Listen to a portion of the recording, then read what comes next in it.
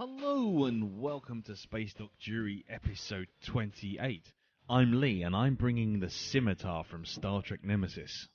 I'm Peter and I'm taking the Valdor from Star Trek Nemesis.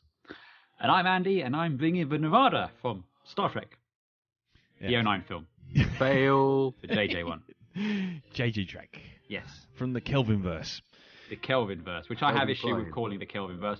But that is a discussion for another minisode. Yeah, maybe. So, this week, the episode is basically It's Not Easy Being Green, as we look at the Romulans and Remans this week. So, yes, we will be bringing predominantly Romulan ships by any other name. And right, except that yours is Reman and mine's part Borg. Yeah, well, you know, but let's not get into semantics. It's all from the same neighbourhood. Yes. From the same genetic neighbourhood. And so, but before we get onto that, you know, obviously we have to once again go through our top 10. Yay! Tell everyone where we are with our top 10. Now, I can't remember what was agreed, but apparently a voice was agreed. I was trying to remember what it was as well, but I can't remember either. There was quite a few drinks between now and then. There was. So I'll just go with it anyway. So at number 10, we have the Enterprise D, sitting there with its beige carpets at 63. Woohoo. At number 9, we have the Russell T Davies era Dalek Mothership, also with 63. At number 8, the Spirit of Fire sits there like a big lump of lead with some bits dropping out the bottom at 64. At number 7, we have the Battlestar Pegasus, also with 64. At number 6, the first of the pointy triangle things from the Star Wars universe, the Imperial Star Destroyer, sits in at 65.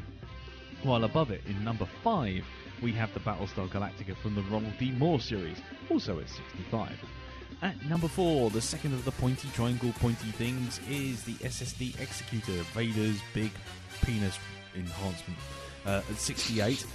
And at number 3, still sitting there like a big block of boring, is the Borg Cube. I'm getting bored with it now. Sit with 69. And at number 2, ever sitting there like some big cathedral-like penis with a snowplow on the front, is the Ventral Spirit. I still think you need to go to the doctors about that. Yeah, well, you know what? I've put the colonnades around the side and the gargoyles, and you know, no one's attracted to it. And number 1, hanging there like a big old beach ball, is the DS1 platform, the Death Star from all the Star Wars movies, and it's at 73 points. Right. So I'll just say, I remember what we were going to do. I'm not going to tell everyone, but I know what it is. Oh. For next week. Okay, fine. I'm going to put it in the chat. Okay, fine. So that's what we're doing next week.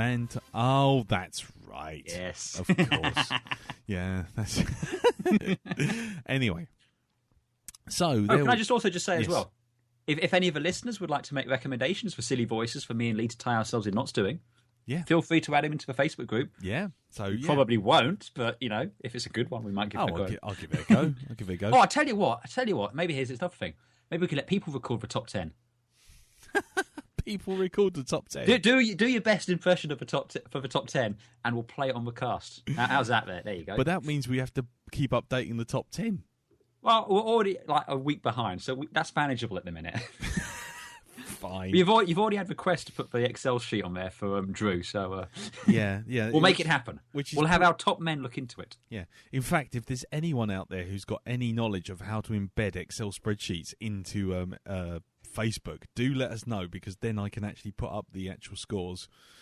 But yes, rather than doing JPEG postings every 5 minutes. So yes, let's move on.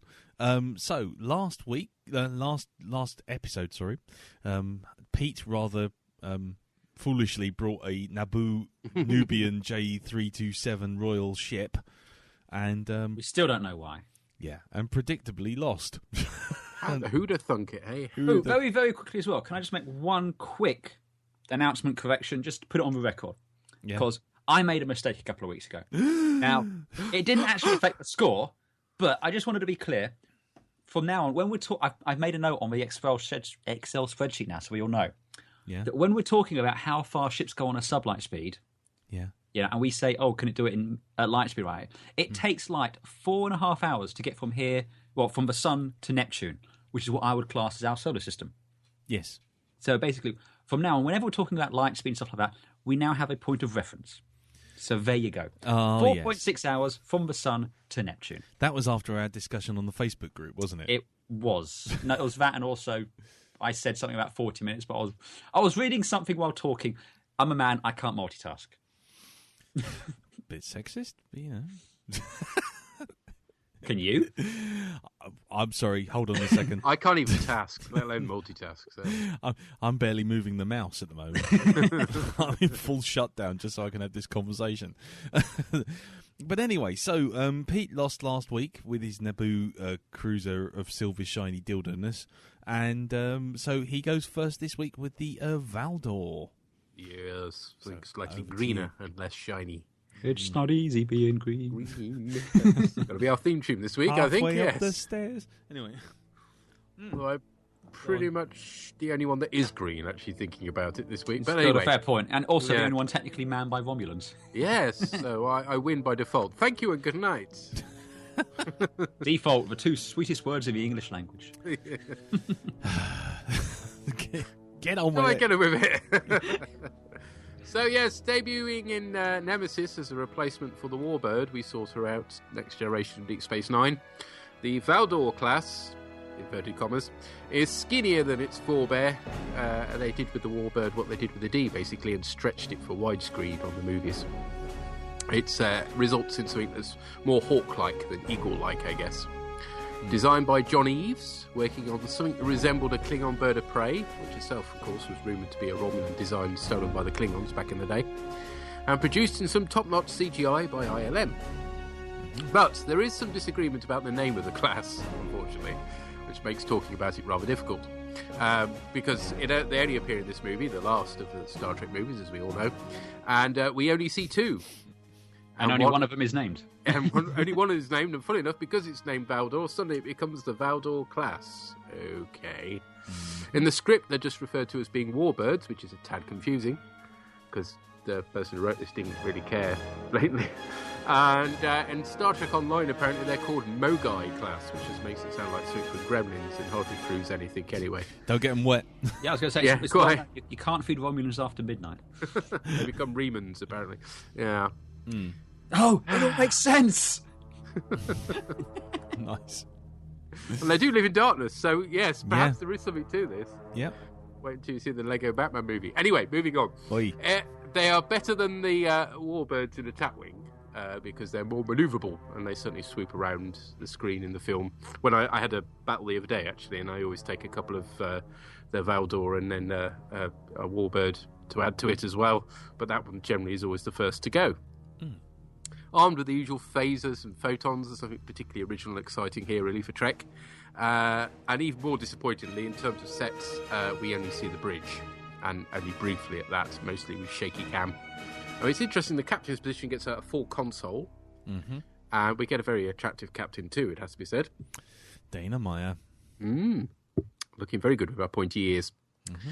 But yes, ultimately, there isn't a great deal known about this because they literally turned up in the last proper Star Trek film ever made. Aboo!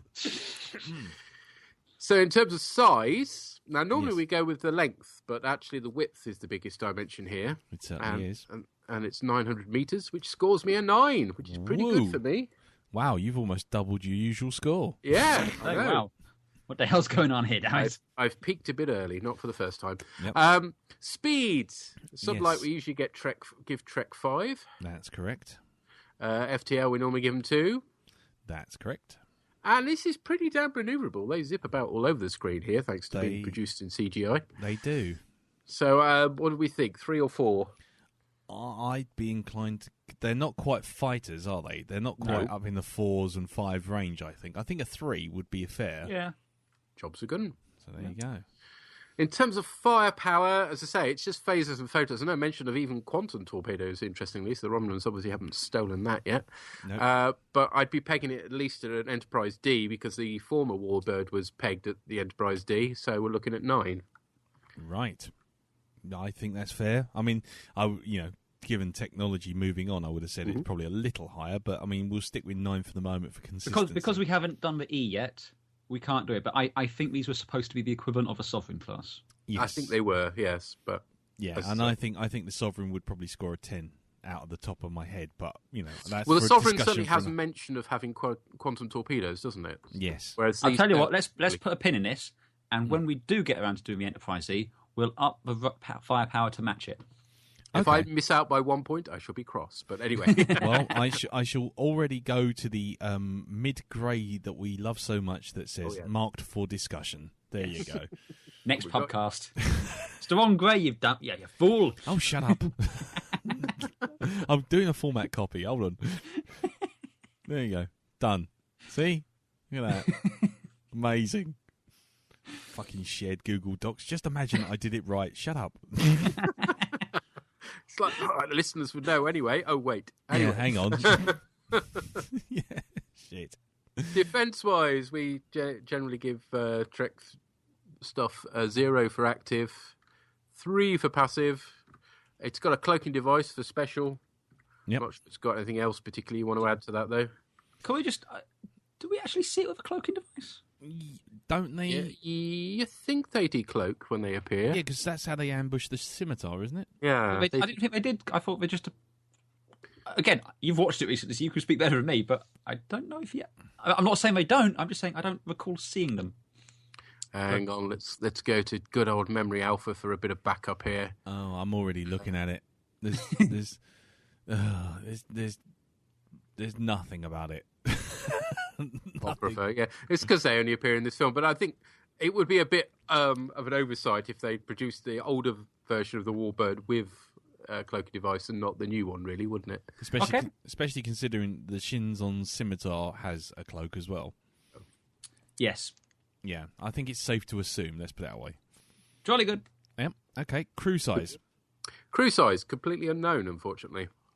The Dederics had 1,500, but this ship, if anything, is slightly smaller. It's certainly shorter, but a bit wider. But it's got clearly less mass. I think you can have at least 3, because we see 3 on the bridge.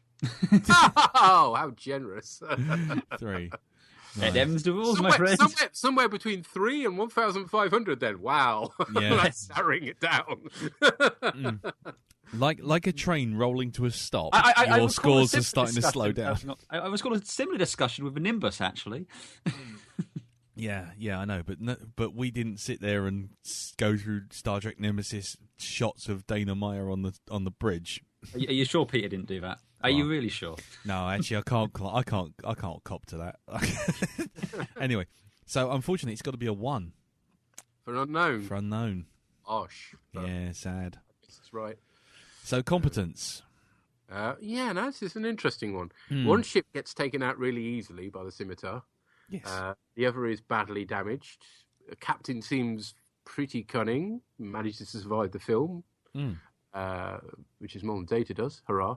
Can we just go back to crew very quickly? I'm throwing Peter a bone here. Ooh. The class features in the Star Trek Online computer game, and we have specs for the crew there. Oh yeah, and it has a crew of 900. Well, there you go. Wow. So don't say I don't give you anything. Wow. So 900 in a crew size would be a 5. There you go. 5. Well, anything you'd like to say, Peter? Yeah, that's a definite improvement, and thank you. Okay, so we're back to competence. I mean, what are you asking for, Pete, roughly speaking? I'm thinking of 3. They're a bit about mid-range. Sounds about right. I mean, because, frankly, the that. Scimitar is all weapons and teeth, and it's kind of blind luck that anyone survives against it, to be honest. Well, the fact that she, what's her name, Donata, figures out that Sinjon's a bit dodgy and really shouldn't be aligned with him, and then comes to the rescue alone, shows a level of competence that Romulans don't usually display. No. She's how Romulans ought to be, really. Cunning and conniving and... Yes. Yeah. Cool. Okay, so 3 for competence. Okay, exterior. So we got a nice design, nicely produced. Yes. If I have a criticism, it's the prow seems a tad narrow. It looks like it's been caught in a crash. But, it's generally pretty good stuff, so I'm thinking of 4. Okay. Andy? I can't really fault it. I mean, my complaint with it is it feels a little bit too Ships of the Liney. You know, it almost looks like a fan design rather than. It was produced by somebody who was a fan of the Bird of Prey, interestingly. So, well, yeah, it's just. I don't have. This comes more under cool factor than realization, and the CG model for what it does is fine. And I do really love the way it's in the battle sequence, like when it gets hit and it drifts with like atmosphere venting. I think that's all very well done. So I'm happy with 4. It's just again, it's just the design just kind of irks me a little. I mean, I'd be happy with 4. I mean, I actually quite like them because they are what I would expect a warbird to be. It's kind of bird-like, and they look menacing, and especially at the front where they've got that kind of Ron Moore Cylon slitty eye thing at the front. Yes, that really looks mean. It's a lot less tubby than with the Deredex. Yeah, it actually looks like the Deredex is but I mean, again, it's like the D, isn't it? It's sort of the Deredex mirrored the D, whereas this mirrors the Sovereign. So and to me that feels more dangerous. You see these things and you think, oh god, including the fact they've got little spiky things under the wings. And they move an awful things. Yeah. And they move an awful lot more than the old warbirds ever did. Yeah. So, yeah, they do look properly mean. So I'm quite happy about the 4. Yeah, I'm happy with the 4. Yeah, job's a good one. Interior, it's not going to score very highly because literally we only get to see the bridge, and it's a redress of the Enterprise E's bridge at that, with a couple of Klingon consoles from Star Trek V, your favourite film. Mark it 0. And the central console in front of the commander's chair is a reuse of a Cardassian design as well, which when you realise that is quite obvious. Yeah. We have the ubiquitous Romulan green used in the displays, so it gives it some sort of sense of being Romulan, but it's not particularly distinctive. So yeah, it's a 2 or a 3, I think, for that. I think you can ask for a 3. Mm-hmm. I mean, because at the end of the day, it's what you see is still fine. It's not offensively bad or anything, and it does don't see an awful lot, I suppose. Yeah, but then again, they only featured in this film, so what are you going to do? Yeah, Sir not appearing in any other film. Yeah. So I mean, I'd be happy with a 3 if you want to ask for it. But what about you, Andy? I'd lean more towards the 2, but that's just because it especially when you see the production image, which I'll just post here in the chat. I shall put these up on Twitter, folks. Yes. Mm-hmm. I mean, I know it's not with the studio lighting and everything like that. It's just, I know, I totally take Pete's point. It's the only thing we see is this. It's only in the one film. But in the past, when we've only seen, like with the Bird of Prey bridge, we've marked it as 1. I'm more of a 2 myself. But if you two want to give it a 3, I'm not going to kick up a fight or anything. See, I prefer the Bird of Prey bridge, but there you go. It's more distinctive. That this is very much a product of sticking it, And again, as you say, it's salvaged consoles, it's Klingon consoles, it's Cardassian consoles, it's the Enterprise E bridge. Fair enough. I mean, I guess just looking back on a couple of episodes before when we did the SG-1 Prometheus, I mean, we gave that a 2 for basically being a console. Yeah, I mean, 2 is kind of where I think it needs to be. Okay, that's fine. 2, I think. Right. Okay, and so science. We're on Trek science. Trek science is 4, but we've generally marked them down if they've had a cloaking device, so that would make it 3. There you go. Okay, and cool factor. I prefer the Warbird personally, which I gave a 4, so I'm giving this a 3. Okay, Andy?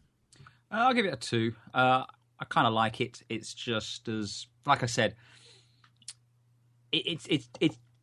I like it on its own, but as an evolution from the Deredex, I feel like there's a missing link somewhere between them. Which might well exist, and we just didn't see it on screen. It was just... I think they could have done something a bit closer, but that's just me. I mean, for me... Okay, so that's 2 for you. And for me, I'm going to give it my full 3, because I've been, as often mentioned on this cast, I have problems with Trek ships in general. Really? Yeah. Did you notice? I don't know if you noticed that. Oh, wow. But for me... Bit of a revelation there, folks. It is. It's a bit of an eye-opener. But for me, this ship looks like almost like I expect from a description. If someone was to say, "Oh, it looks like an evil bird," and it's like this, that, and the other, and it's kind of all hunkered forward.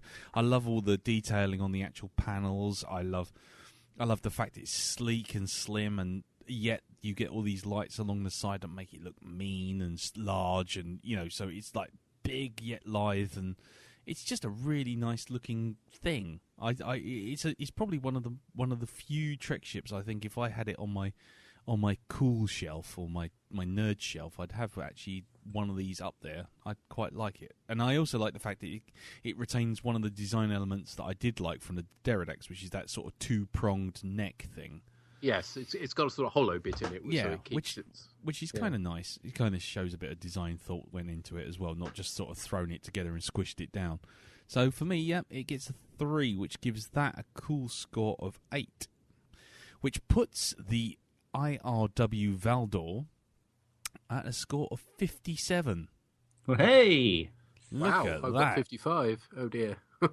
55? Yeah. Oh, did you not adjust your crew size?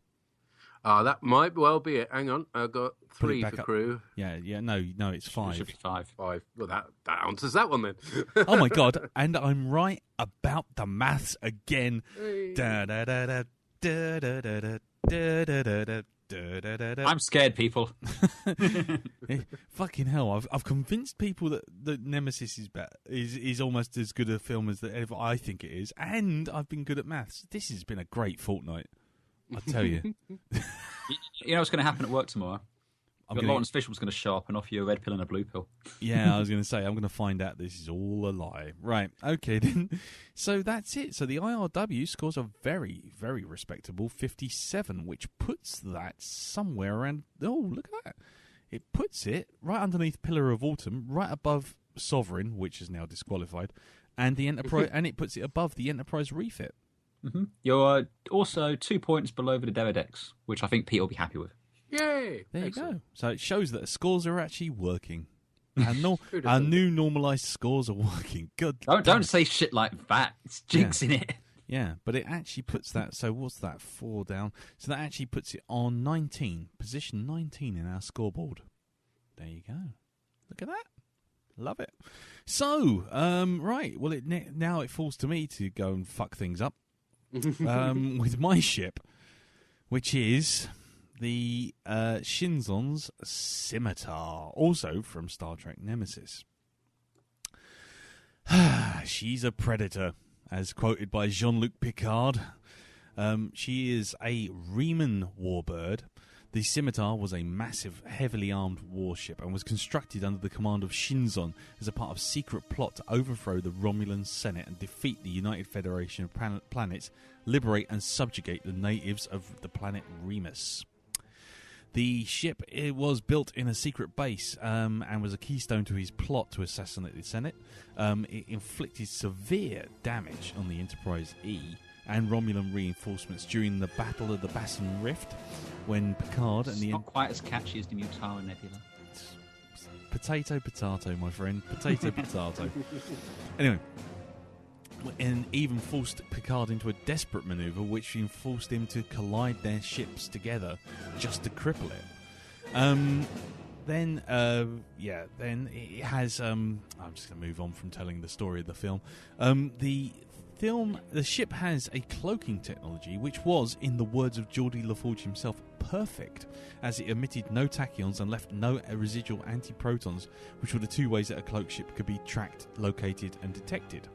Thus, when cloaked, the Scimitar was actually virtually impossible to find. Only a chance hit by an opposing ship's weapon or a targeting where the Scimitar's shots came from could reveal its location, so it could even shoot while cloaked.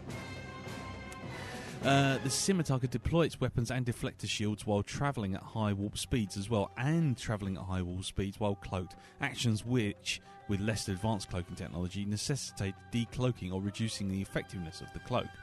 Its maximum warp factor when cloaked was even more than that of a Starfleet Sovereign-class starship. Being designed for war, Scimitar had 52 disruptor banks, 27 photon torpedo bays, and was ready for nearly any battle it cared to engage in, carrying roughly 5 times the armaments of any other ship in the class. It also carried a powerful Thalion radiation weapon, with which it was equipped and was capable of stripping all life off of a nearby planet in a matter of seconds, though it took 7 minutes to prepare. And the Scimitar also held a number of Scorpion attack fighters. The Scimitar also had interesting shields in terms of the fact that it had primary and secondary shields, which allowed for twice the protection, giving a backup shield that would basically recharge while the other one was taking the pummeling. Even against the Enterprise E and 2 Romulan Valdor-type warbirds, the Scimitar still had an obvious advantage. The Scimitar was radically different designs. Not going to get into that because that's just that. And it had shuttle bays. Background information. After a description of the Scimitar as magnificent in the shooting script, the description was the description of the ship was, our first sight of this incredible ship is absolutely breathtaking. Shinzon's vessel combines clean lines of traditional warbirds with unique weaponry and styling. It's huge, easily twice as large as the Enterprise, and aggressive. The Scimitar was designed by John Eaves, and its computer voice was actually provided by the director Stuart Baird. Stuart Baird, interestingly, was the editor on Superman. Just for you fact fans there. The name itself, Scimitar, was derived from the Middle Eastern curved sword. And, because the Romulans were going to go for that, weren't they? Yeah, obviously, yeah. And it was also the type of sword that was referred to in the original series, Dagger of the Mind. There you go. And the name was originally to have been used for the USS Defiant in the original series, Tholian Web. So not the DS9 Defiant, TOS one. Yeah. Interestingly, Apocrypha, this is listed under, in the comic Star Trek Countdown, the Remans were shown to have constructed smaller versions of the Scimitar, and 3 of these were used to capture the Narada. But there you go. So yes, but were easily disabled by the Enterprise E. Yes, exactly. I was going to say that, but I was just taking a drink. Anyway, also having recently read the comic, that's before the Narada gets its Borg upgrades, bells and whistles. The Scimitar ships appear in Star Trek Online and also classified as dreadnoughts. And there are 2 subvariants of which called the Falchion and the Tulwar. But these, don't have nearly as much power. And that's the end of that. So let's get on and rate this bugger. So it says it's supposed to be reminiscent of a Romulan warbird. Yeah, I think. How exactly? Has wings. I think, like most ships. Yeah, I think, in all honesty, in terms of what it's supposed to look like and what it actually ended up looking like, I think the words 2 totally different things come to mind. But there's a couple of angles where you could argue that they're trying to do a warbird thing, but no, I don't think it works very well. Right, so anyway, let's get on with rating this. So again, much like the Valdor, this thing is wider than it is long, and across the beam, from wingtip to wingtip, it is 1,350 metres long, which by my calculation is a 10. 1,300? Yes. So that's a 10. Now, sublight is a 5 as per normal Trek, but interestingly, the thing with the FTL is it's faster than any equivalent Trek ship, apparently. I don't know if we still stick that as a 2 anything that's using warp is still a 2 because I tried that with a Prometheus going at 9.99, didn't I? Yeah, that's true. So. The problem is the leap from warp to Star Wars type hyper jumps and stuff like that. It's quite a leap. It's a massive leap. Yeah. It's the equivalent, I suppose, of Usain Bolt and a Formula 1 car. Yeah, it's almost like we need to get our FTL and split it into 10. Fuck off. No, you've gone too far. And the next pub episode will be 16 hours long. The next pub episode will be me and Pete glassing Lee. Yeah, throttling me. Yeah. Why did you do it? It was the Dukes. Anyway, maneuverability, it's a brick. But it's slightly more manoeuvrable. I'd say it's a little bit. It's a bit less bricky than the sort of bricks I usually bring. Yeah, so I'd say a 2. I was about to say a 2. That is fair. Because it does actually bank and turn. Yes. Firepower. Here we go. Now, okay. Let's just address the big fat green elephant, Tholian elephant. You mean the 7-minute charging elephant in the room? Yeah, the 7-minute charging elephant in the room. Clearly, which also 7 minutes. That's a bit of a arbitrary time, isn't it? it's plot reasons. Let's not question it. I mean, we could question. Well, also, can I just? There's so much I need to question. But I'll come later. Go on. I was going to say the big glowy thing at the back of the bridge as well. It's just really, you want all that radiation right behind where you're sitting. Yeah, exactly. It's not like that ship isn't huge, but no, apparently it's all got to be. Yeah. Well, there's a whole. They got one of those little Roombas sort of thing, cleaning the floors, and it accidentally falls into the thing, and the next thing you know, they're all dead. Yeah. Well, actually, there's a whole thing of frankly, how does Picard stand beside it, or to basically have a fight around it when that radiation is clearly so deadly. That was me. I would not be going in that room without a massive suit, but no, they're just wandering around looking in it. Yeah, no, it's fine. Yeah. But anyway, plot points aside with because shut up, that's why, basically.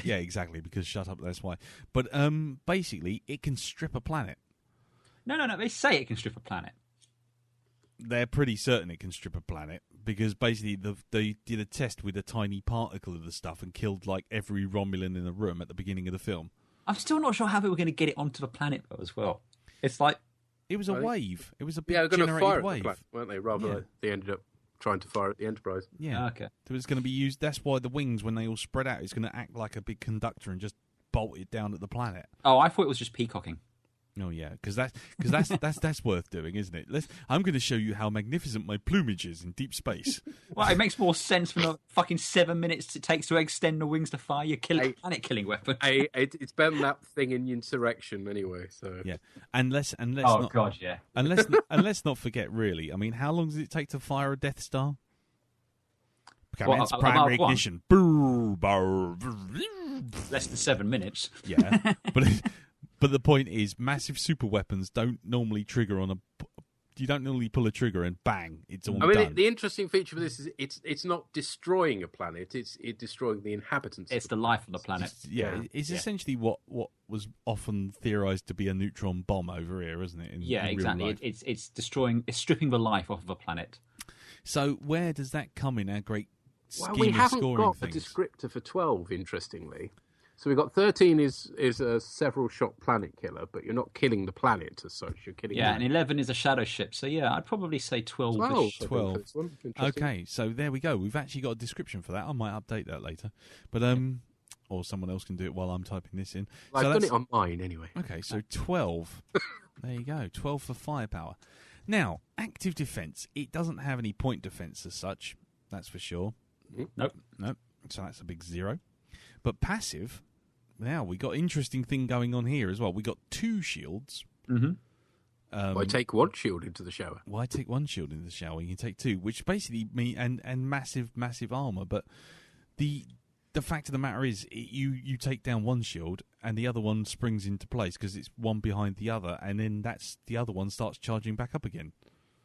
And even driving into the bloody thing at ramming speed doesn't appear to make so much difference. No, exactly. It kind of puts a small dent in it. So as far as it goes, I was going to be cheeky and ask for a 4. Because 4 is Trek shields anyway. 4 is Trek shields. So I guess, but it can't be a 5 because that's perfect shields, and it does get taken down by the Enterprise running into it. True, but shields are still up when it does that, and even then, as Pete says, it's not all that. Doesn't really do a huge amount of damage to it, does it? No, I suppose not. I'm happy giving you a 5 for that. I think if anything, Trek scores a 5. This thing does. Okay, cool. Special. Well, obviously we have double shields as a thing, which is 1 point. Then we have. Hang about. We're giving you the 5 for the shields as is. No, fine. Okay, moving on. Then we got perfect. We got a perfect cloak. Yeah. We have the Scorpions, which is 2. So that's a second point. Yes, to Scorpions. Take me for the legends of the moment. Oh, my life. Really? God, that's many a drunken night of karaoke, that is. Blimey. The winds of change. Winds of change. Get your hands. I can only apologise to the listeners out there. You know that's going to be on the end of this track. This podcast now. Anyway, so that's 2. Yeah. Now, I was wondering whether or not you can count a whole bunch of Reman soldiers or not. Because there's clearly a bunch of them in like barracks and shit floating about. We don't know. They do mention that the Remans were excellent ground troops during the Dominion War, Yes. but they don't specifically say that the ship is carrying ground troops or a marine detachment or something like that. And we already see the Remans are operating the ship as standard. So, what do you think, Pete? I mean, we see a few of them marching up and down the corridors, don't we? But that could just be security detail. I mean, I'm really not fighting for it. I'm just asking. I think just because we don't have any evidence of it, I don't think we can. No, fair enough. Because, I mean, like I said, they do say in the thing they will make excellent ground troops, but we don't see them. If the Romulans were piloting the ship and the Remans were walking around, then fine. Yeah, I don't really know. Do you want to be cheeky and try and argue a point for the Viceroy?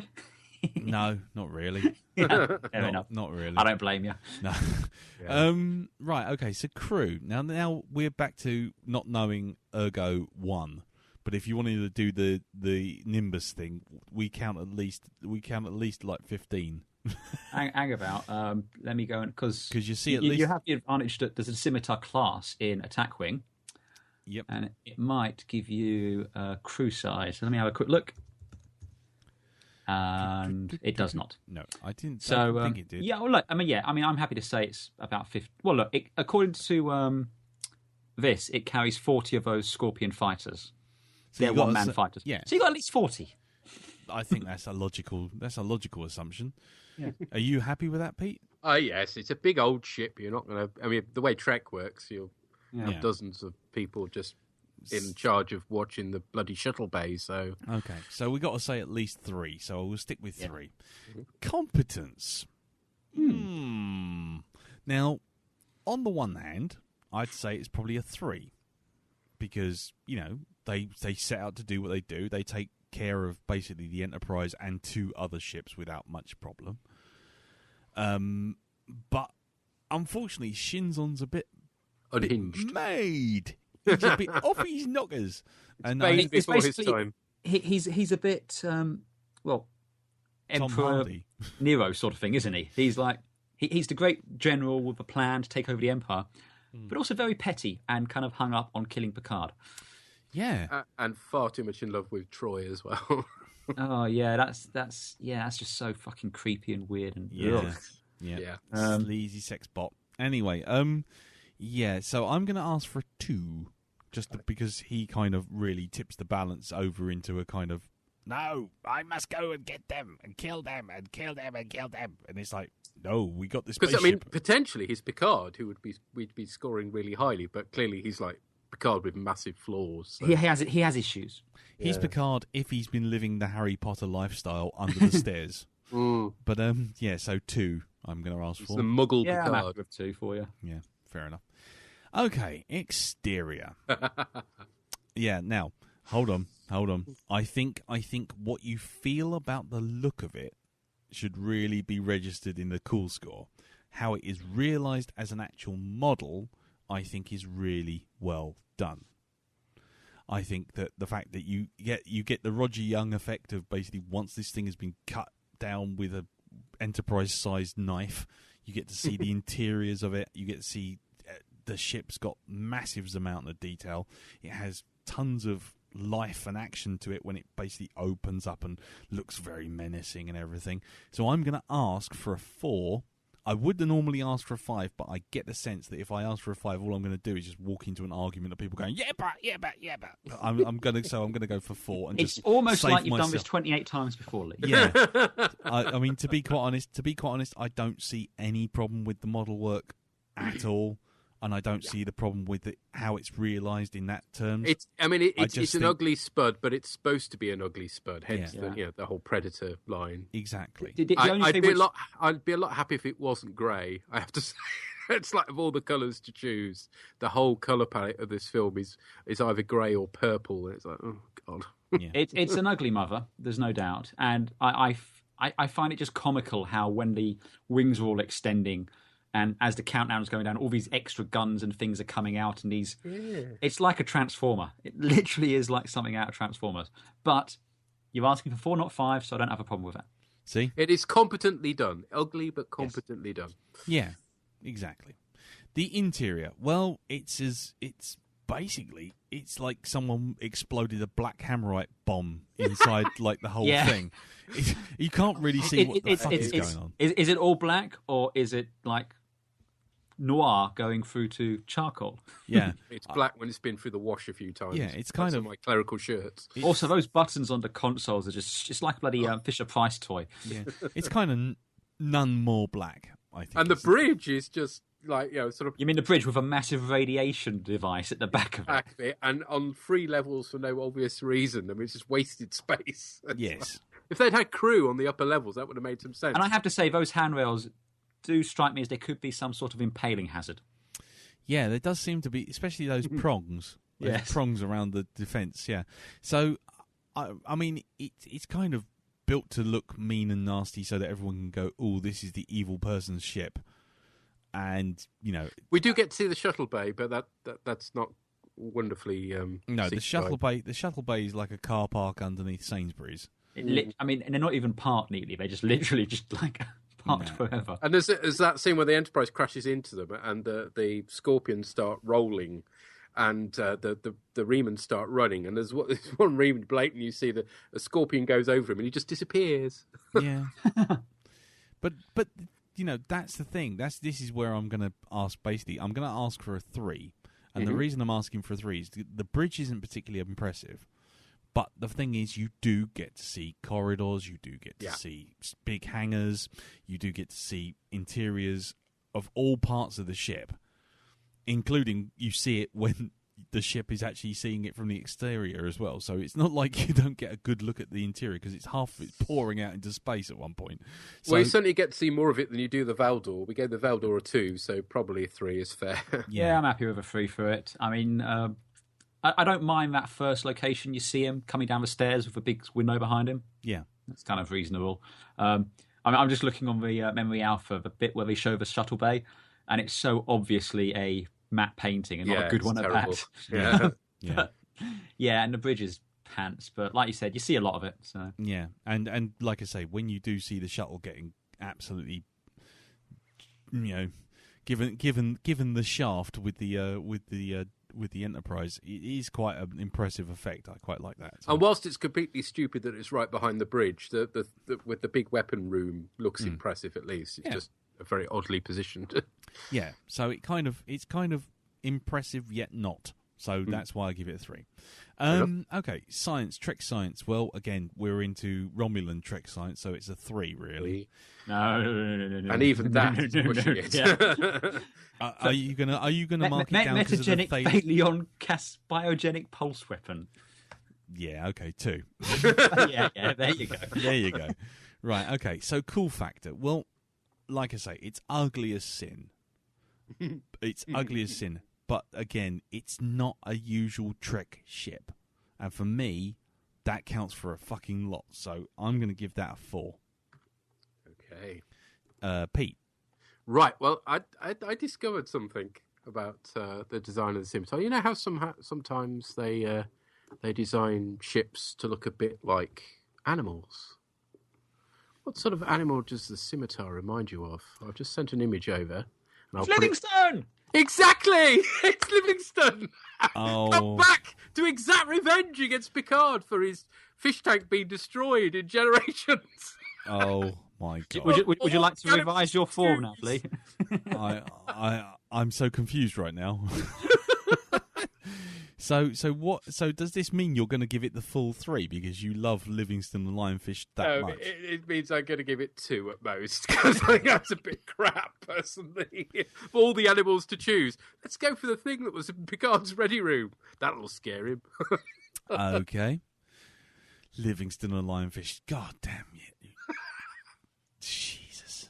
Right, okay. Andy, go on, give it the kick in then. Here we go. 1 point. 1 point. Knew it was coming. I could have given it a 0, but I'm giving it 1. Oh, that's very kind of you. Which then leaves Shins on Scimitar with a 59. Yes. There you go, 59 points, which puts that puts that down at 14th place on our chart. It's just behind, same scores for the Devedex. And the Enterprise, and just underneath the Enterprise D. In fact, it's literally sitting right on the cusp of the top 10. And just the Ishimura and the Deredex and the Normandy's Defiant. and the Normandy's underneath it. Actually, Normandy's sharing the same score as it. So there you go. No, it's Normandy's 58.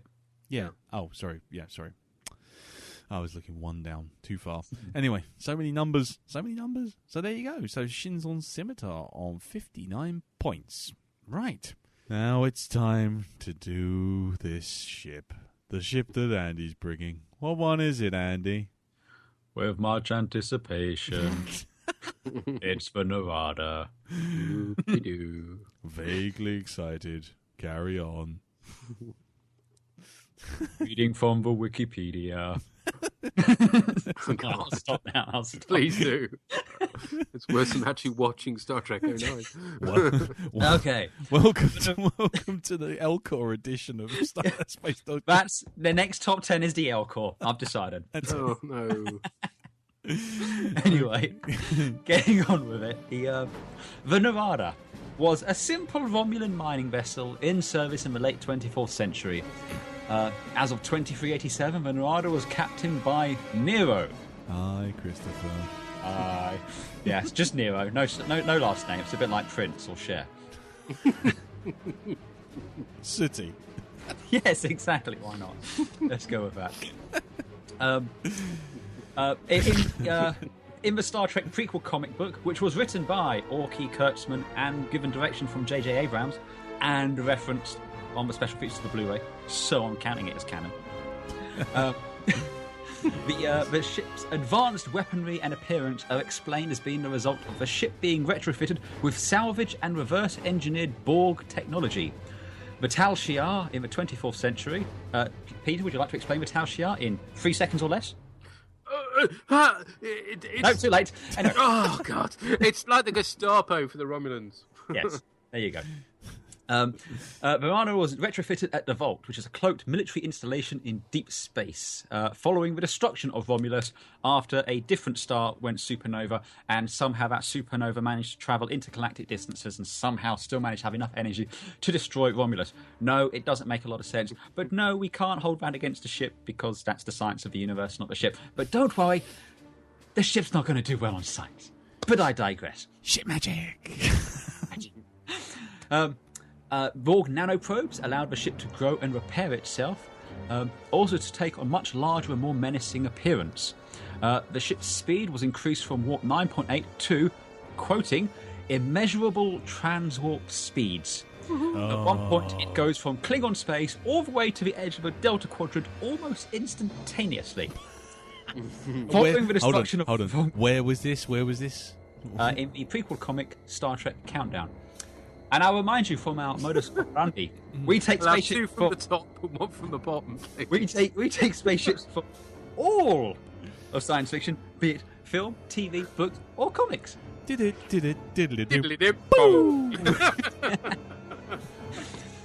Anyway, where was I? Yes, supernova, Romulus blown up. Nero started sulking, blames Spock for reasons.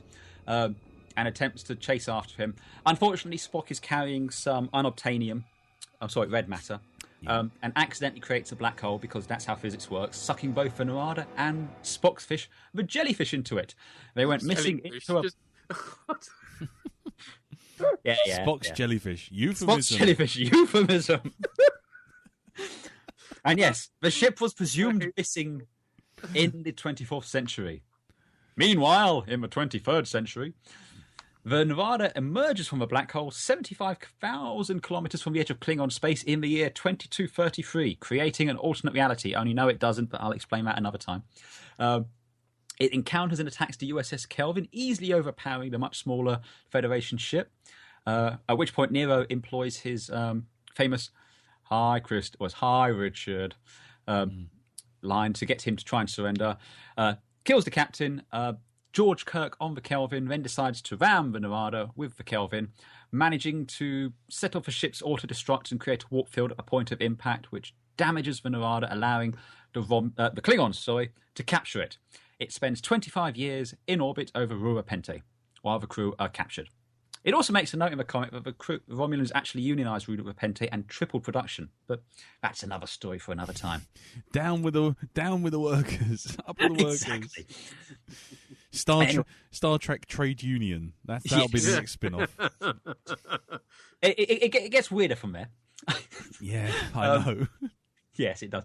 Anyway, so because of reasons, long story short, apparently Nero develops telepathic abilities to communicate with the ship. Don't ask me why. None of which anyway, is seen in the film. The Narada the crew managed to escape to the Narada, where it destroys 47 Klingon warbirds. It then hops over to the Delta Quadrant, bumps into Vija, because as you do. What? Hang on. Yeah, I know. This happens. Bumps into Vija. They have a discussion. Vija tells them where Spock's going to come out, so it then hops back to intercept the jellyfish to capture Spock. It then goes off to Vulcan, drills a hole through to the core of the planet. The Federation sends a fleet, which is promptly destroyed, except for the Enterprise, which was late because he left a parking brake on. Mm-hmm. The crew managed to successfully stop the drill, but was too late to stop the red matter falling into the thing and sucking Vulcan into a black hole, while not actually affecting anything else in the system, because that's how physics works. Following Vulcan's destruction, Nero interrogates Christopher using Centaurian slugs, which aren't Centauri, Seti eels or whatever like that, to get the Earth's defense goals. Vinarda then goes to Earth and starts drilling. However, the drill is destroyed by Viserys Spock using the jellyfish. So Spock's using Spock's jellyfish. Euphemism. That's self-love, isn't it? I think it counts as masturbation, yeah. Yeah, nice. It's not, it's masturbation. It's certainly wank. Anyway. It is. Anyway, the jellyfish rounds the Narada, setting off the remaining red matter, which causes a black hole to form in the middle of the Narada, sucking the ship in. Kirk then offers to rescue Nero, but he says, go fuck yourself, so Kirk blows into hell. I think that's pretty much the story. Yes, okay.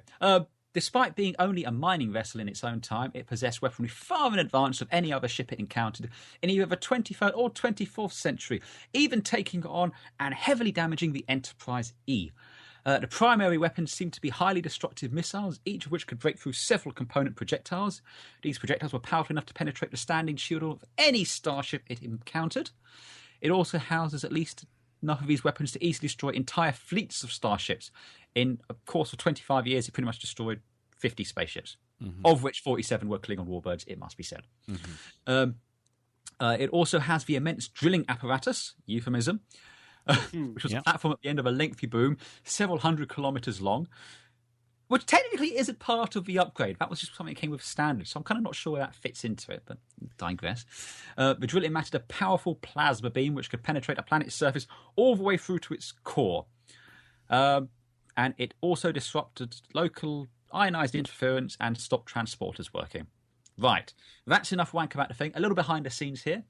It was designed by James Klein and production designer Sock Chambliss, who wanted the ship to be asymmetrical to contrast the perfect symmetry of the Enterprise.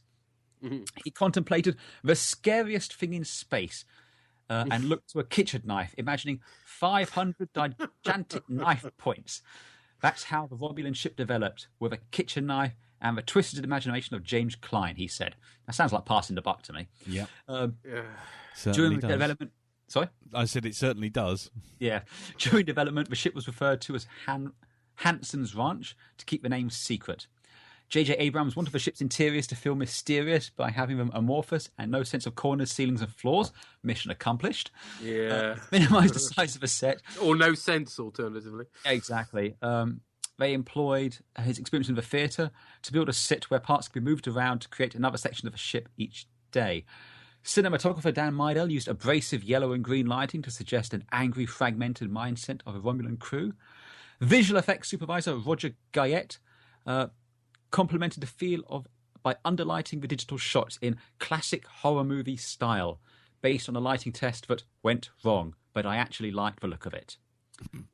ILM model supervisor Bruce Holcomb stated the Armada was 6 miles long and had to be built at 1:1 scale, which I think just means it was... That's bullshit. I know that's bullshit, but I'm just reading what it says here. Yeah, I had to build it at full scale Did you really? So how long did it take you to build a 6 mile long ship? It says here the ship was one of the largest digital models ever created by ILM, and according to Roger Guyat, the detail required is near 1/1 scale. So yes, there you go. Yeah, This is where you have to see that sort of grammar really matters. It had to be built with 1-to-1 scale. However, it implies that he built the entire ship. It implies he built it full size. Yeah. Yes, but he didn't. Anyway, enough of this wank. Let's get on with it. Okay. So size is 8,000 Earth kilometers long. Is it? Because 10. 6 miles, 10 kilometers. Okay, because I've got at least 2 other places that reference it as 8,000 meters, but I don't know if that's going to matter. Not a jot. I'm going off of the ILM model supervisor. Actually, it really doesn't really doesn't matter. It's in a scale. It's in the same range, so it's still 12. Yeah. Okay. Sublight. I'll take a 1, please, Bob. Yeah, because we don't know how fast it goes. Well, not that's the brickiest fucking brick we'd ever brick to brick. Yeah. Now FTL, we have, and I quote, unimaginable transwarp speed. Now that you can go from the Klingon space to the Delta Quadrant. Now, instantaneously. Can I ask one thing? I just want to clear this up now. Right.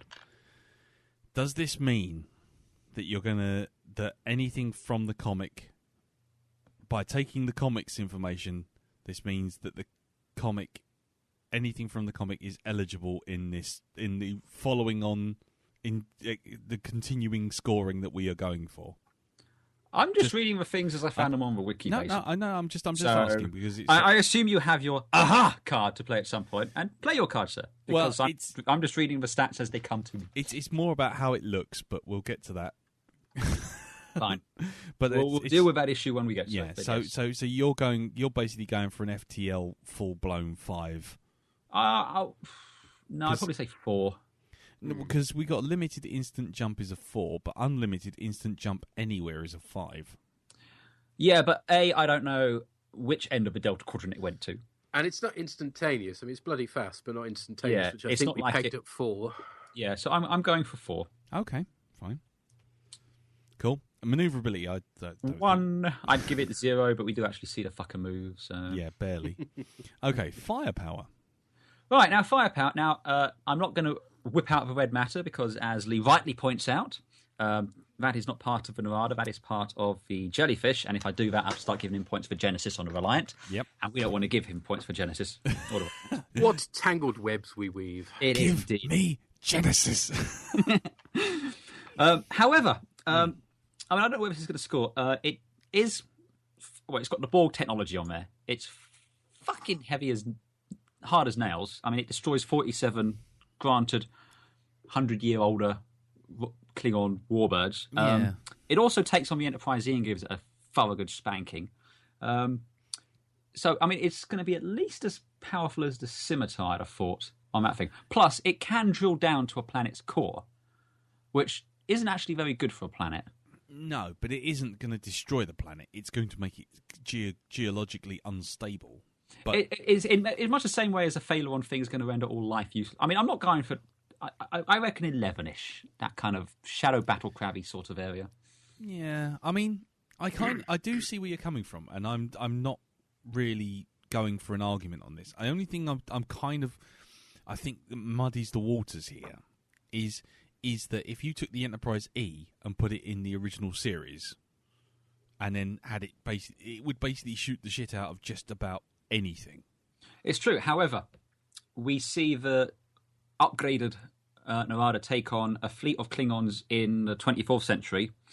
Granted, they were led by Worf, so I don't know how competent they were, but still. He was probably just ripping a chair out of the floor when too busy to basically. notice. That was the Mirror Universe Wolf, remember? Yeah, he's not far off when he's in the Defiant in First Contact, to be honest. Yeah. So yes, General Worf leads a fleet of Klingon warbirds against him. Nero also takes on he takes on a couple of Valdors and blows them up because, of course, he does. And he takes on the Enterprise E and spanks it good and proper. The only reason he doesn't finish the Enterprise is Spock runs away and he decides he wants to kill Spock, so he runs off to do that. So even so, it's pretty hardcore. Okay. That's fair enough. Again, Borg tech and everything. Like I said, 12 or 11. I'm going to go 11 because, for good or for ill, drilling down to the planet's core is going to mess it up, but not necessarily completely fuck it up. Yeah. Yeah, I'm happy with that. Okay, fine. So 11 it is. There you go. That's 11. Cool. So, defense. I'll just take one on active in that it does have projectiles which shoots down incoming things. We see it in the film with the Kelvin firing and everything. So it has point defense. It has point defense. Passive. Well, passive, I think we're kind of up there with at least 4, possibly 5, based on just the amount of fucking damage this thing takes. And still keeps coming for it. And I know most of our point of reference is what we see in the film, but again, I know that the regenerative things counts as special, not as this. But even so, the shields are upgraded. It's literally designed to just steamroller through anything. I mean, one has to question, if the Romulans had this technology lying around, why weren't they using it? Yeah. I mean, in fairness, I'll throw you a bone here because, in the film, the ship literally gets cut in half by a black hole and still tries to keep coming. That would probably do for pretty much any other ship. So, I think it's at least as good as the Scimitar. Yeah, I don't think it's unreasonable. What do you think, Pete? Yeah, I think that's fair enough. So we're talking, what, a 4 or 5? Or what? 5. We take the Scimitar 5, so let's give that 5. Okay. No, don't worry. No, sorry, after this next one, the proper kicking can begin. Don't worry. It's fine. Fear not, my friend. I'm not worried at all. Just go for it. So for special, we have regenerative abilities. It can repair from pretty much anything. Well, apart from being stuck in the middle of a black hole and have the Enterprise kick the shit out of it. Drop its warp core right into its mouth, yeah. Exactly. The Enterprise takes a shit in its mouth. Enterprise took a shit. Nice. Yeah, let's go with that. Yep. So that's 1. That's 1. It has a somewhat unique intruder defense mechanism in that it has, and again, I'm not making this up, this is in the comic, it has tendrils which can stab intruders through the torso. The ship kind of comes alive internally. Except in the film where it doesn't. Except in the film where it doesn't, but again, it does it in the thing. I don't know why. It does it. Live by the sword, die by the sword, my friend. This comic's going to come and bite you on the arse in a minute. Right. Are you under the impression I want this to win? No. Let's be clear. This is going under the bus after this. I have to go through these because these stats as we have. But no. Please, calm your tits. I don't know quite if this is something that counts as special or not, but apparently I'm just putting this as a fact, and I'll let you gentlemen decide. The ship attains some level of sentience. In that it creates a telepathic link with Nero and Vija. I don't know if that counts for anything, but firstly, it's in the comic, right? So it has to be counted in some fashion. But I would just like to say, and it's just going forward from this point on, if some shit happens in a comic and then doesn't happen in the film which the comic is supporting, then the comic is immediately counted as bullshit. I mean, in this terms, it's useful because it does help. It's giving you information and stats, and that's fine. But when it suddenly goes, the USS Nostromo also had not only a self-destruct, but it also had a secret life pod for any aliens because it's in the comic. It's like, no. To be fair, that played out in the film though, because there was a secret life pod the alien got on. Well, it wasn't a secret. Yeah, but you take my point. I take your point. Anyway, so I don't think telepathic communication with your ship, regardless of whether or not we see it in any other form or not, really matters for defence. Because if that was the case, then you could think to your ship to prepare its defences. I suppose you could. Pete.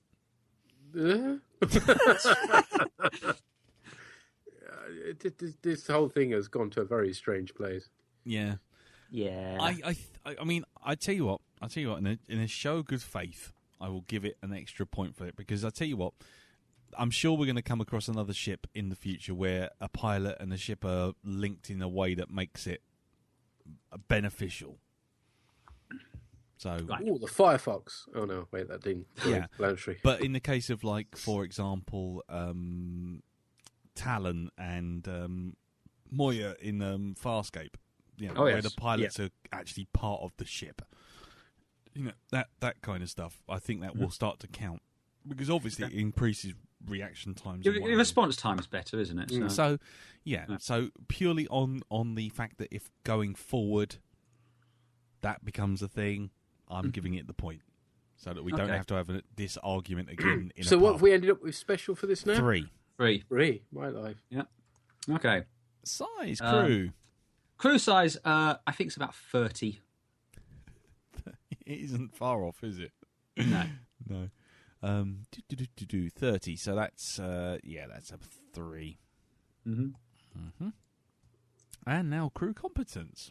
Market 0. Yeah, I wasn't going to ask for more than 1 if I were you, but yeah. Fuck it. No, market 0. They are idiots. I mean, grief aside, his motivations are bullshit. And then on top of that, he gets trapped on...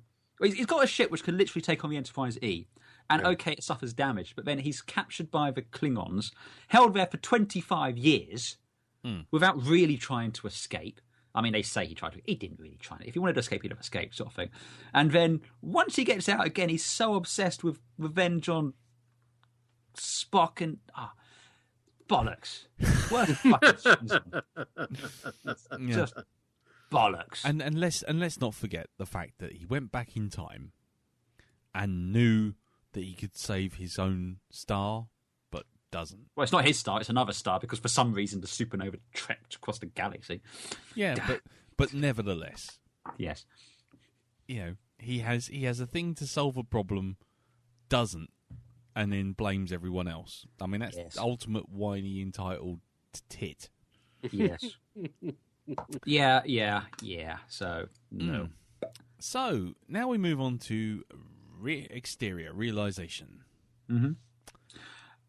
Okay, and again, going on what Lee said earlier, I'm going to try and separate what I think of the ship in terms of how it looks to the competence of the model work. Yes. But we also have to account for one other thing. You see, because the Narada, prior to its Borg implants, and seeing as we've been heavily leaning on the old comic, yes, didn't look like it looks now. Doesn't look anything like it. It looks like the Pete Romulan scout ship. Pete, from enjoy this one. Yeah, that's how the Narada looked originally. That's what the Narada looks like. Oh, like an actual ship. Yes. Yeah. Even vaguely if you painted it green, you could almost picture it being Romulan. Vaguely, yes. Because it has a little hole in the bit in the neck. Yeah, and the wing shapes vaguely. And it's got the Valdor eye thing on it. Yeah. It's got the Valdor you can eye. see though, it's still got the fucking kilometre-long drill. Where does it go? I don't know. It's hanging down like an elephant's dick at that point, isn't it? It is a bit. It's just kind of flopping around and possibly going to pick up a grapefruit. I mean, the IRW dong. Yes, yeah. So on this basis, as seen as we have lent on the realization, we are now looking also at the comic.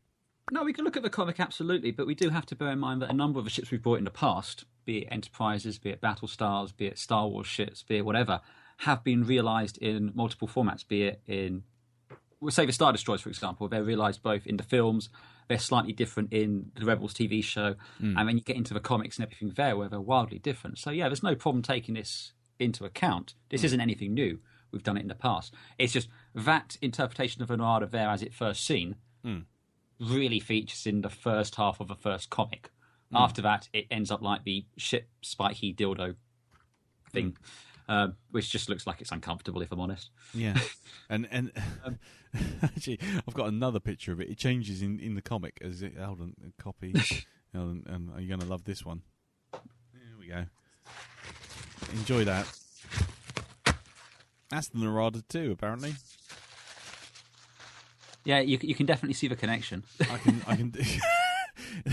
It looks like someone got hold of the Nautilus and put some skis on it. Is that from the same issue? That's from the second issue, I believe. Before, I don't know if it might be a different artist or something. But yeah, look again. I'm not arguing the point. Roughly in the same place, but that's about it, isn't it? Yeah, that is literally all you can say about it. It's not been thought out particularly well, and there is no correlation whatsoever between that and what we get in the film. But that's just the nature of the narrative they tell you. They say, and then they added Borg shit to it. Yeah, and that's what happens. It's Are we back on Slanishi watch all of a sudden? No. Apparently, there's a whole thread of on Trek Memory Alpha about what would girls look like what would spaceships look like if they were girls. Oh, there you go. Why did you look that up, and why did you feel the need to share it? These are the two thoughts going through my mind right now. Because if I don't distract myself, the conversation we've just had about basically ignoring what it looked like in the comic, and this is what it looks like on the film, immediately wipes out half the shit that you were talking about in the comic for your other I don't see why, though, because, again, going back to things like Star Destroyers, hell, look at you know who Cam Kennedy is? Yes, I know exactly. Yeah. You've seen his, what's it called? Empire's End? Not Empire's End. What's the one where the Emperor comes back? You're talking about Dark Empire 2. Dark Empire. Go and have a look at the Star Destroyers in that. Yeah. They're wank. Yeah. But that's just... But we didn't start going, the Star Destroyer. Well, in these comics, it's not But great. to be fair, we weren't relying on the comics for any of our stats at those points. Yes, but it still factors into the realisation of it. I mean, I'm not asking for 5 or anything like that. And again, this is a shit. Please, make no mistake. But just, again, as Lee said quite eloquently with his scimitar, as far as a technical achievement goes in the creation of it, it's an impressive technical achievement there. And I think that does need to be acknowledged. Yes, I think it does. I think you'll get no argument from me there. Absolutely not.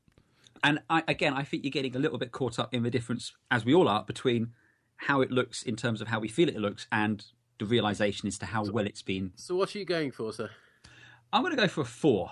And again, that's based solely on the strength of the CG model in the film, which is very vague. I mean, yes, but it sense of the actual shape of the flipping thing. But that is intentional. But that's wank, isn't it? Yeah, but it's at fault in the realisation. Now the thing is, the Narada and the scimitar are trying to do the same sort of. Oh, fuck off, Lee! Why are you saying this shit? I'm just trying to defuse but the images an argument. appearing on the Twitter feed will not be appearing on the Twitter anytime soon. I assure you. It's the scimitar was meant to be this threat, this menacing thing. And that's I mean, think back to the beginning of the 09 film, because Pete's not watched it in a while. Yeah. When it comes out of the wormhole up against the Kelvin, yeah, it's a sense of menace, it's dread, it's different, it's unknown, it's alien. It is the very definition of alien. Yeah. And it is designed to do that, and it does that well. I mean, if I'm honest, you get no argument from me with a 4. I mean, I think technically speaking, it's well realised and the model is well done. I mean, I take your point that, looking at the comic, but the comic is the comic. And again, one of the reasons I've got to lean on the comic to a certain extent is because it only features in 3 parts in the film because they cut a ton out. No, absolutely. Yeah. I mean, I'll be right up front with you. It's just the fact that it was kind of, that's why I was kind of at the beginning going, look, if we're going to lean on the comic, then everything in the comic is fair game. And that was really where I was going. I mean, all this, the comic business aside, it's got no profile. It looks just fucking weird. But again, it's by design. But that's bad design. No, it's not. Bad realisation. It looks awful. No, it's meant to look weird, and it looks weird. To be quite honest, I don't think it looks any weirder than 90% of the shit that I've seen people throw at me from Warhammer and all this other stuff that I kind of look at. Yes, there are lots of spaceships in Warhammer. Yeah. You know what I mean? Warhammer 40k, whatever you want to... Look, don't mock the afflicted who do not understand. I'm literally trying to argue the point. Yeah, he's trying to meet you halfway here, Pete. I'm trying to meet you halfway. The fact of the matter is, I think as a model and as a realization of that model and a realization of a ship that's supposed to look menacing and dark, I think it's, CGI quality aside, I think it's not a matter of the CGI quality. No, hold on. The CGI in the film is fair enough. It is the realization. It's the fact that it just got no proper profile. It doesn't look, to me, any more different than if the first time you see something like a shadow ship, or if you see any of those bug ships from like StarCraft. Or if you, there's dozens. You're right. I mean, you look like something more organic-y, like the Borg or the Vorlons or the Shadows, or hell, there's even a little bit of a Moya in the design, in that kind of flowing from. Yeah. If you reversed it effectively, it has an organic feel to it. Yeah, I'm no longer dropping pictures of girls dressed as spaceships. I'm actually putting in pictures of the Narada. So don't panic. You can look in the chat. But So the two pictures I've just put in there, I think, kind of explain it perfectly. I have a problem with it being a 4. I really don't. I think if you went for 5, I'd say, well, it looks too confused up close to be well. I wouldn't put it as a 5 because mess. It's a fucking mess. We got 2 4s and a. What do you want to give it, Pete? What would you? If I was being generous, I would give it a 3 because it is, CGI wise, it's well realised. But that's the most I would give it. Well, it's 2 4s and a 3, so I'm taking it as a 4. Any objections? Yes. Okay. Noted. Okay, interior. I'd give it 0, but we do see it, so I'll give it 1. Yeah, I think that's fair enough. I mean, can I just ask why on earth they feel the need to have like water puddles everywhere? Oh, it's the bottomless canyons and stuff like that. I don't quite get. Yeah. Every. And again, it's as we've seen with Death Star. There's no handrails anywhere. Maybe they learnt the lesson after the scimitar. Yeah, and also the fact that the captain just arbitrarily just throws himself across canyons just to get to someone. It's just like, in fact, that might even knock his competence down to -1, to be honest. But there you go. Yeah. So, no, it's a 1, and that's purely on the fact we see it. Yeah, it has 1. Yeah, yes. it has 1. Science, I'm giving it a whole 0. Why? If I may ask. Well, not that I'm denying it. I'm just saying. If we start off with the whole premise of the time traveling thing, there's the use of the Borg nanoclobes, which make the shit spiky butt plug, as we see. You've got the interior, which has no bearing or relation to what goes on outside whatsoever. It just, I can't find anything on this ship that holds even a fraction. It doesn't even have like nacelles and shit like that, which within the world of Trek, as a rule, you need to do warp, and we see it even on the earlier version of the Narada. And I'm not even getting into the whole red matter thing, which is just something of itself. Yeah, the red matter. Luckily, you're safe from the red matter because basically, it's not with the ship. Yeah, also it's like the ship is telepathic and. Fuck off! It can't. It's. If you want to fight for a 1, fine, but I'm happy with a 0. No, I'm happy with a 0. If you want to throw a 0 at it, that's perfectly fine there. Any objection, Pete? None at all. I'm shocked. No, really, I am. Yeah. And the world rocks with that revelation. Yes, right? Okay, go on in. So, cool factor. Can I give it 0? No, you're not allowed to. You're not allowed to. I'm actually going to give it 2 because I do quite like how it's used in the film as just a menace. It's cool when you see it opening up and firing its missiles everywhere. When it's taking down a Kelvin, that's cool. So on that, I'll give it 2 rather than 1. But yeah. Okay. Pete. No, wait. Can I guess? Go on. Is it 0? Yes. Okay, I won't bother marking it up. For me, it comes back to the same thing I had with the Scimitar and with the Valdor. It doesn't look like a trick ship. That immediately scores it points in my eyes. And it's not generic. It's a very unique looking thing. And I as much as I despise it in the end, for its confusing mass of crap when you get up close to it, I do quite like that they went so far off the rails with it in a trick film. And so for me, I don't have a problem with it. I'm quite willing to give it 2. So there you go. That gives it 4. So the Narada ends up with a score of 50. Whee! There you go. Which puts that, he says, looking quickly into the scores, down at 50. That puts it in the same range of the MCR Doniger. And a White Star? White Star and the Regent's flagship. And slightly above the Dreadnought, the USS Voyager, the Reliant, and the Fearless. And the Vogon Constructor. And the Vogon Constructor fleet, which is kind of ironically is very similar to. Yeah. So there you go. Well, that's that. So congratulations to me. Yay! Yay! I done 1-1. And congratulations, Pete, for coming second. Hey, that's an achievement for me. Exactly. It didn't crash. Well, actually, it kind of did. Well, you just kind of, yeah. So it was venting atmosphere. Yeah, it was damaged. That's good for me. Yeah. That's not bad. It survived to the end of the thing it was in. That's a good start. So, now it's just down to us to tell you what we're doing next full episode. So, what ships are we bringing? Well, we're going to have a bit of an organic off this time, I think. Organic off? Organic off. Yeah. Who do you Yes, comrade, we will have organic off. Yes, we will have organic off. Oh, wait. If we're doing Russian, we should speak properly with a Russian accent. Yes.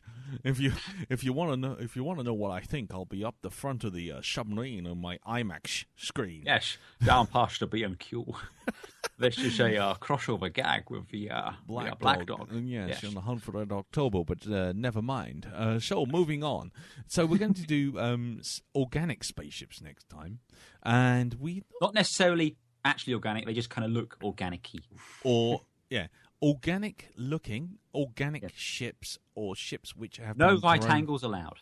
No, smooth, and basically, they still need a crew. This is not a Reaper Sovereign thing. We're talking about organic living ships or ships that have been organically grown or emulating organic ships. Bio ships, I think, is probably a good way of describing them. And so, we have also got a special guest, and the special guest will be bringing, Andy? The Minbari Sharlin cruiser from Babylon 5. Okay, and Pete, what will you be bringing? I shall also be going down the Babylon 5 route. And Babylon 5? Babylon, or Babylon even, and taking Kosh's Vorlon ship. Okay, Andy, what will you be bringing? It's a trap! I'm bringing home one, the Mon Calamari cruiser from Lee's 6th favourite Star Wars film. Yes, exactly. Yes, Return of the Jedi. And I will be bringing the video game ship to basically have everyone give me a good kick in, and it'll be a Zerg Leviathan from... It'll be nice to not be the one having the argument with Pete about it this time. That's fine, I can go with that. And so it's a Zerg Leviathan from StarCraft 2 Heart of the Swarm. So, there you go. All organic, smooth angled... Smooth and curvy and... generally a bit squishy in places. So, yes, that's that. Do let us know what you think of this episode. Do keep in contact with us through the Facebook group, which is facebook.com/groups/SpaceDocJury. And also keep in contact with us on Twitter, which is @SpaceDocJury. And guys, you've got podcasts you want to plug before we say goodbye? Pete? Yeah, I've got this Star Trek thing called The Broadcast, which is currently about halfway through Season 4 of Star Trek Deep Space Nine, and we may well be covering some Next Generation fairly soonish. Nice.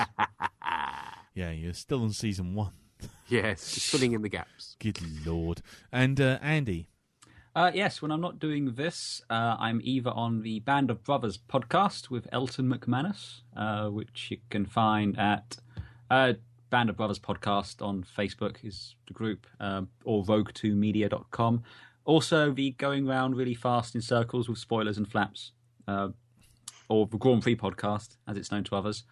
Also on Rogue 2 Media, where we talk about Formula One stuff. And both are on iTunes. Both are on iTunes, yes. You should go listen to them, especially if you like those things, because, yay. Anyway, yeah, and you can find me on the Black Dog Podcast, which you can just find me on the Black Dog Podcast. You can find it on iTunes, Stitcher, in all good bookshops, and possibly down the back of the sofa where you left your remote control. Right, and so it's time to move on and say goodbye and say thank you very much for listening, and we'll see you all next time for smooth, sludgy, organic-y bioships. So, until then, take care, and we'll see you next time. Tatty, bye. Smoke me a kipper. Yeah, sure, I should go. A brave day, comrades. We sail into history.